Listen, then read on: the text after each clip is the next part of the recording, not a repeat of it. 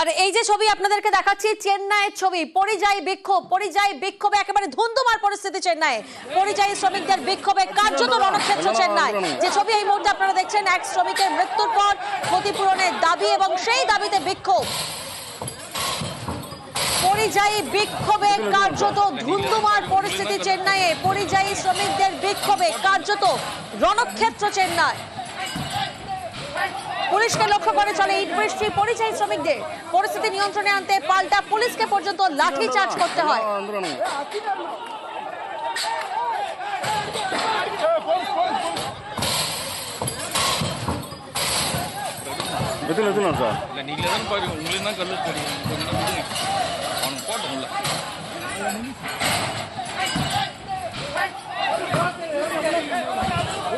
কার্যত রণক্ষেত্র পরিস্থিতি। যে ছবি আপনারা দেখছেন, এক শ্রমিকের মৃত্যুর পর ক্ষতিপূরণের দাবি করা হয়। ক্ষতিপূরণের দাবিতে বিক্ষোভ দেখান অন্য শ্রমিকরা। ঠিক সেই সময় পুলিশকে লক্ষ্য করে ইট বৃষ্টি। পরিযায়ী শ্রমিকদের পরিস্থিতি নিয়ন্ত্রণে আনতে পাল্টা পুলিশ লাঠিচার্জ করেন। পরিযায়ী বিক্ষোভে কার্যত রণক্ষেত্র, ধুন্ধুমার পরিস্থিতি চেন্নাইয়ে। মৈত্রী প্রতিনিধি আমাদের সঙ্গে রয়েছেন। মৈত্রী, পরিস্থিতি এই মুহূর্তে ঠিক কি? পরিস্থিতি কি নিয়ন্ত্রণে আনা সম্ভব হয়েছে? দেখো, পুলিশের তরফ থেকে এখনো পর্যন্ত পরিস্থিতি অনেকটাই নিয়ন্ত্রণে করার তারা চেষ্টা করেছেন এবং অনেকটাই নিয়ন্ত্রণ তারা আনতে পেরেছেন। শিউবালির ডিস্ট্রিক্ট পুলিশের তরফ থেকে গতকাল 50 জনকে আটক করা হয়েছিল এবং আজকে আরো 29 জন বিক্ষোভকারীকে গ্রেপ্তার করা হয়েছে।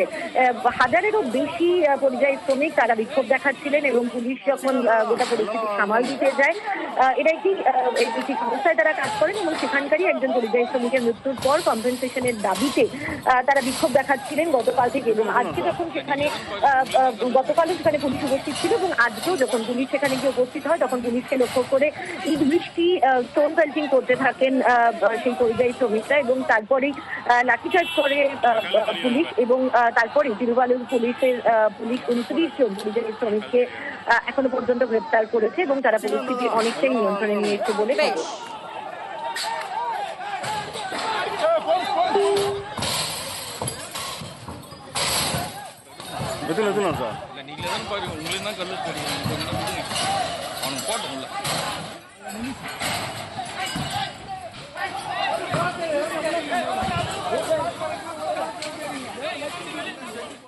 দাদা আন্দোলন।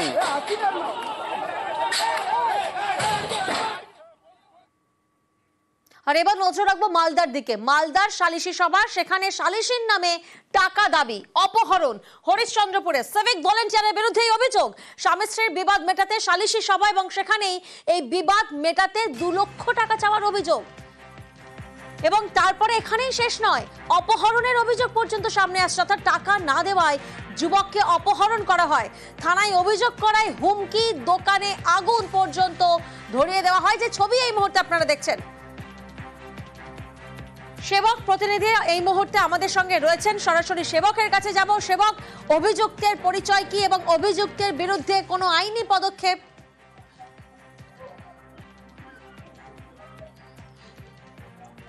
একদমই, দেখো, অত্যন্ত গুরুতর অভিযোগ, একাধিক অভিযোগ উঠেছে মালদহের হরিশ্চন্দ্রপুরের সিভিক ভলেন্টিয়ার তারিক আনোয়ারের বিরুদ্ধে। শুধু সিভিক ভলেন্টিয়ারের পাশাপাশি তার পরিচিতি আছে, সে তার স্ত্রী এলাকার তৃণমূল পঞ্চায়েত সদস্য। আর এই প্রভাব খাটিয়েই তিনি কয়েকদিন আগে এলাকার স্বামী স্ত্রীর বিবাদ মেটাতে সালিসি সভার ডাকেন। সেই সালিসি সভাতে তিনি ছেলের পরিবারের কাছ থেকে 2 লক্ষ টাকা দাবি করেন, এমনটাই অভিযোগ।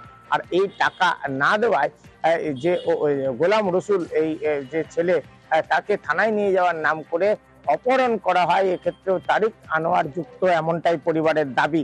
পরিবারের লোকজন এই ঘটনায় অভিযোগ দায়ের করেন হরিশ্চন্দ্রপুর থানায়। সেখানে এই তারিক আনোয়ার যে সিভিক ভলেন্টিয়ার, তারও নাম দেওয়া হয়। এরপর থেকেই পরিবারকে নানা রকম ভাবে হুমকি দেওয়া হচ্ছিল যাতে তার নাম তুলে নেওয়া হয় ওই অভিযোগপত্র থেকে, কিন্তু পরিবার এই সিভিক ভলেন্টিয়ারের নাম তুলে নিতে চায়নি। আর তারপরেই তাকে দিন 2 আগে হুমকি দেওয়া হয় যে পরিবারের ক্ষতি করা হবে। এরপরেই দেখা যায় যে গত রাতে সেখানে এই যে গোলাম রসুল, যে পরিবার, তার যে ব্যবসা কেন্দ্র, সেই ব্যবসা কেন্দ্র আগুনে ভস্মীভূত হয়েছে।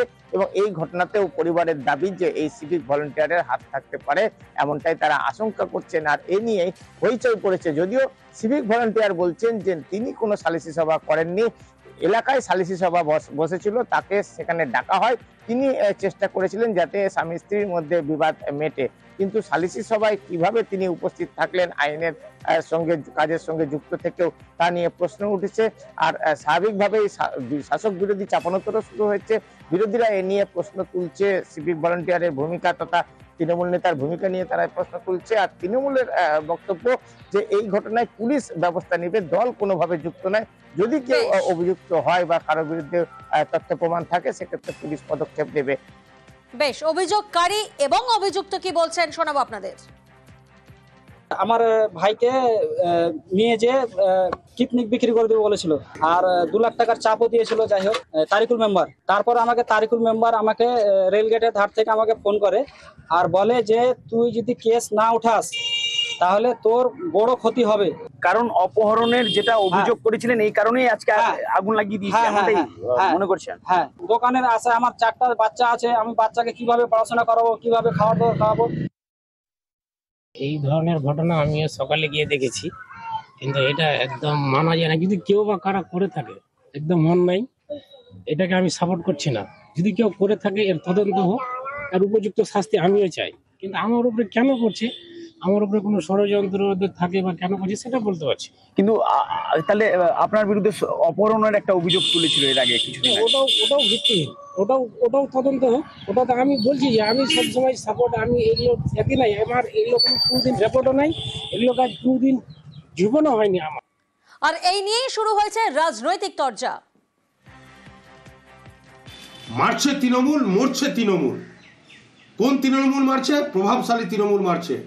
আশ্চর্যজনক, ভাবতে পারছেন? আয়ে দিন তৃণমূলের নেতা কর্মীরা সালিসি সভা বসাচ্ছেন। ওনাদেরকে অনুমতিটা দিল কে? টাকার বিনিময়ে সালিসি সভা বসাচ্ছেন। দুর্ভাগ্যজনক ব্যাপার হরিশ্চন্দ্রপুরবাসীর। কি হয়েছে এটা রাজনৈতিকভাবে জানা সবার পক্ষে সম্ভব নয়। করবে, আমরা তো প্রথম থেকে দলের স্ট্যান্ড পরিষ্কার। আইন যেখানে যে ভঙ্গ করবে সে যে দলেরই হোক না, পুলিশ ব্যবস্থা নেবে, এটা আমাদের পরিষ্কার।